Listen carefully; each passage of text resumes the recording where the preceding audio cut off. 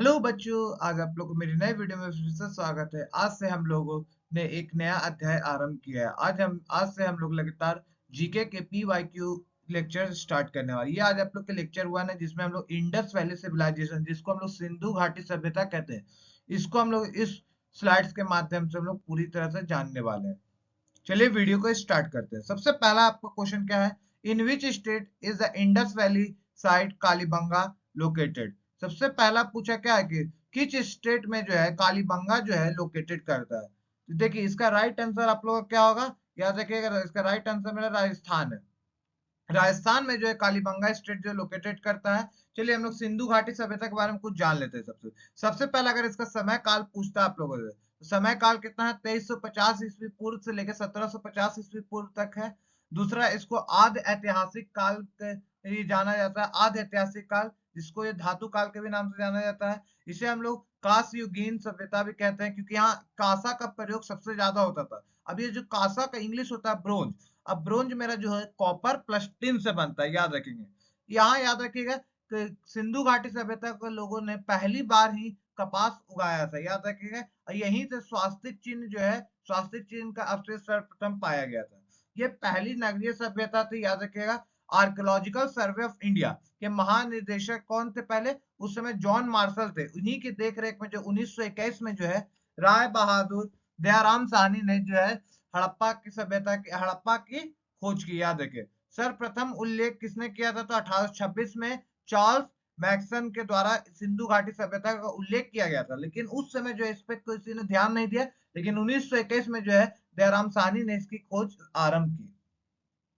चलिए next slide की ओर बढ़ते हैं। नेक्स्ट स्लाइड बोल रहा है क्या? Which era did the Harappa civilization belong to? बोलता है किस काल से, मतलब किस काल से हड़प्पा सभ्यता जो है बिलोंग करता है। तो इसका राइट आंसर हम लोग को होने वाला क्या है?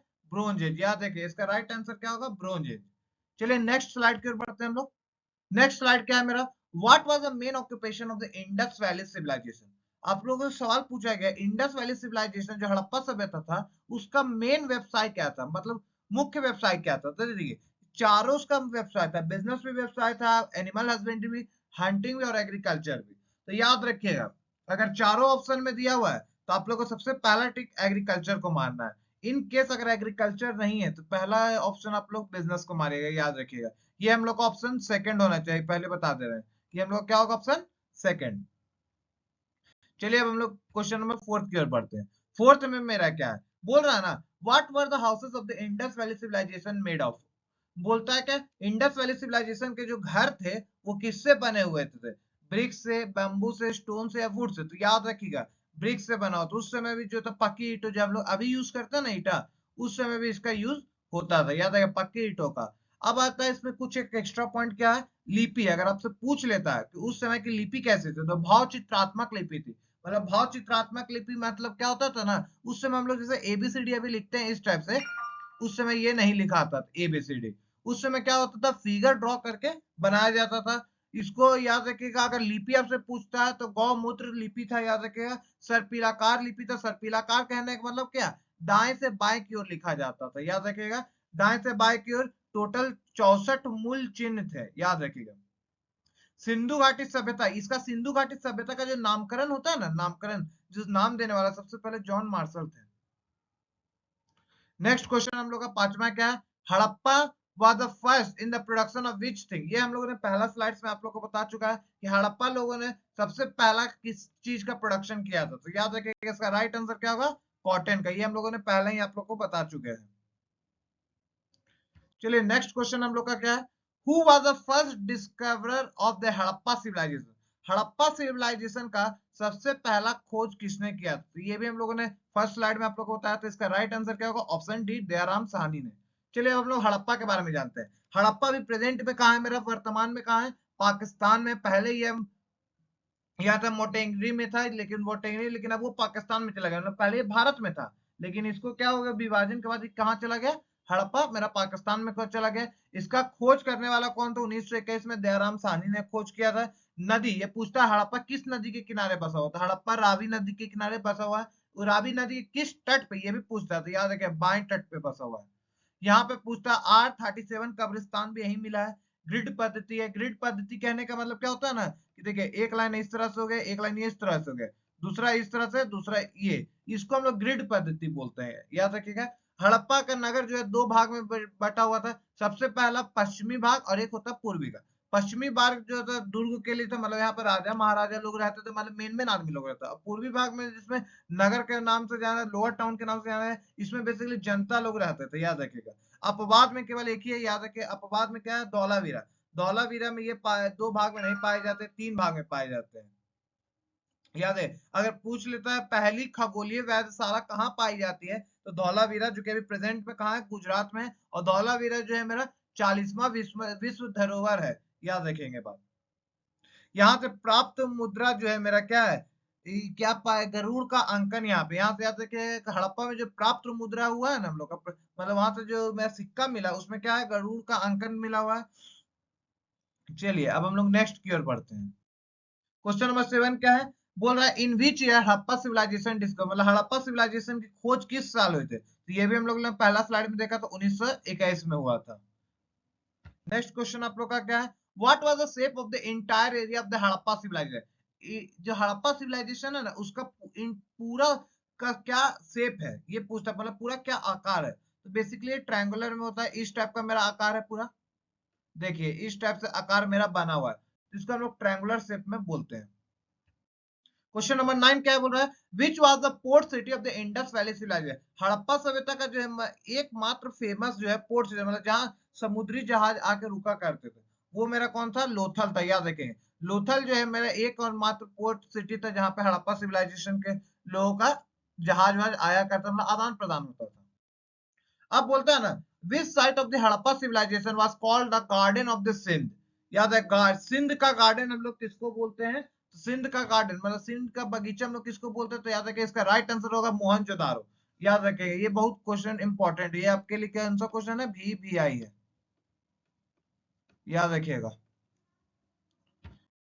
11वां क्वेश्चन मेरा क्या है, where has the evidence of the field plough with flow been found during the Harappa civilization, मतलब जूते हुए खेत का मेरा जो है कहां से मिला है, मतलब जूते हुए खेतों का प्रमाण हम लोग को कहां से मिला है, जूते हुए खेतों का प्रमाण हम लोग को कालीबंगा से मिला। चलिए हम लोग कालीबंगा के बारे में कुछ जान लेते हैं।